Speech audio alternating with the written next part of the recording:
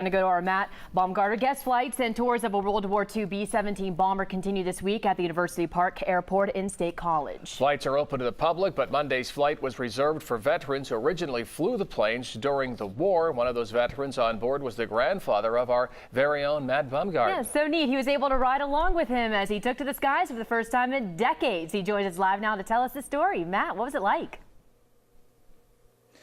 And Tim and Lindsay, the fact that he was actually flying and going up in the plane, first of all, was a complete surprise. He didn't know that. He thought that he was just coming to watch and look at the planes. My grandfather trained on a B-17 and he flew a B-24 in the war. And there was a little bit of apprehension at first before we took off, but soon a lot of emotions and memories came flooding back.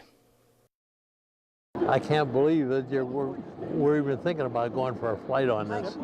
Despite a little bit of nerves, let me know if you need a hand. The former B-24 crew chief didn't miss a step as he climbed in. And quickly, a lot of things started coming back. Now you know why I don't have any hearing. While senses may have faded over time, the memories are something a lot of veterans will never lose. Many of them painful, like my grandfather's last time on the runway, ready and willing to give his life for his country. At our last briefing, the guy said, look to your left, look to your right. One of you won't be here tonight. But a last-minute change would keep his plane on the ground. The raid was canceled because the B-29 dropped the bomb in Hiroshima, our target that we were supposed to hit, because their main target was fogged in and they couldn't land. But as the landing gear went up and we took off, memories turned into teaching points. They called that the blood bucket, that turret right there. These other turrets didn't mean a thing. That's the one they always went for first, right there.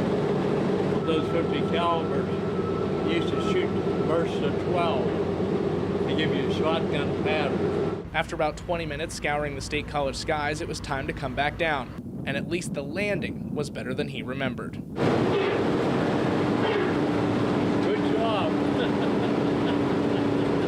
All we have to do is get out of this thing. He says although he enjoyed the trip, this one was Staff Sergeant Baumgartner's final descent. I know now why I was 18 instead of 92. I don't think I'll be flying anymore. It was nice to see, Matt, your grandfather laughing there and just really trying to remember some of the positivity and all of that, huh?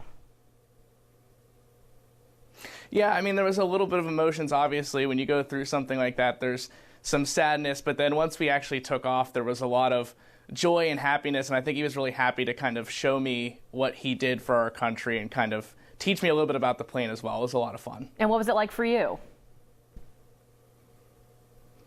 For me, I honestly was a little bit scared. I actually got to stand up in the plane, which was a little bit shaky at times.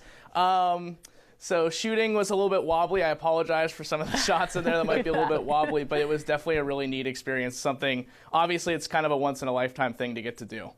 All right, yeah, absolutely. All right, Matt, thank you. Downtown State College played host to this year's Lion Bash last night. The event is designed